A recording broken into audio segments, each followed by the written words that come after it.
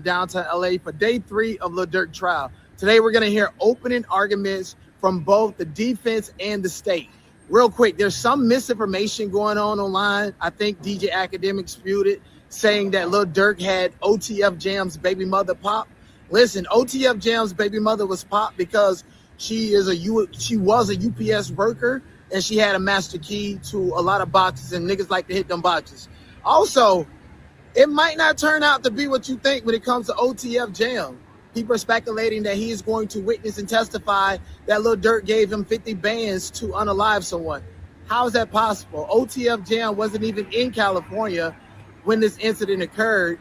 And don't a lot of rappers give their homies dough when they get out of jail to get on their feet? You're gonna incriminate people because of that? Like the videos. Okay, so I'm not a lawyer, but I went to the Durk hearing today and I did a lot, so I'm not gonna have time to edit a proper video. Just got out of the Durk trial. Opening statements will not be happening today. They were planned to have opening statements go on today.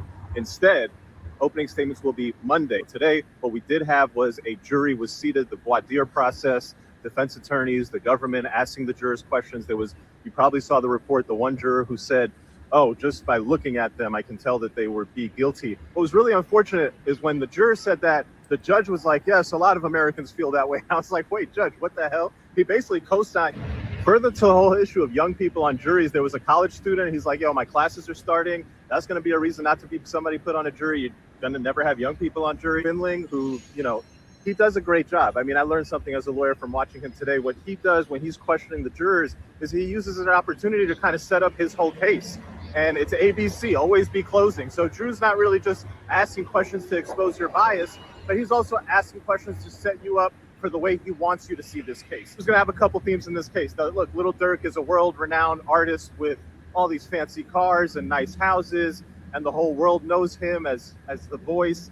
And I think where Drew is going with that is he's so wildly successful, he wouldn't be involved in any of this stuff. And through, Drew's gonna weave those themes into his jury questioning. Part of that theme will be showing Durk to be separate and in his own little world.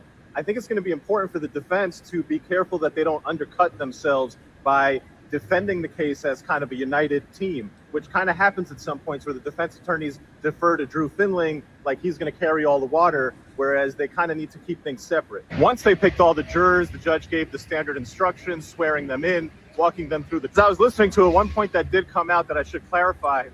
There's 2 different conspiracy to commit stalking charges. There's one to stalk Quando Rondo. There's another to stalk the person who actually got killed. And that's very important because the stalking charge of the person who actually got killed carries a way higher penalty than the stalking charge against Quando Rondo. So you could have a situation where there's one charge that Durk gets, stalking Quando or conspiracy to stalk Quando, and it wouldn't necessarily be the end of the world in terms of an absolutely crushing criminal sentence. It ended with the judge giving the jurors their standard instruction about, looking only at the evidence. I love when I hear the judges say this because he's like, I need you to disregard your beliefs, what you like, what you don't like, somebody's age, somebody's race, somebody's religion, your prior experiences, essentially everything that people look at the lens of the world through. He's like, forget all of that and be an impartial juror. Opening statements will begin Monday morning, 9 a.m. Stay tuned.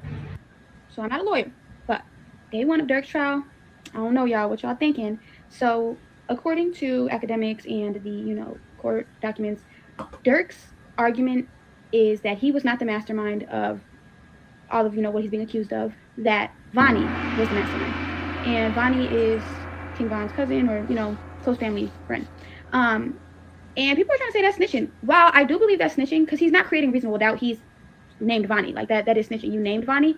But maybe, he got Brian Steele lawyer, like maybe we gotta, let it process, let it marinate, because we don't know what type of plea Vonnie has. Vonnie could have a plea for immunity, and he could go up there on some Woody stuff, like Young Thug's trial, and Vonnie might go up there and take, blame and accountability and say he had access to everything and all the money and everything because he has immunity, just like they did on Young Thug's trial.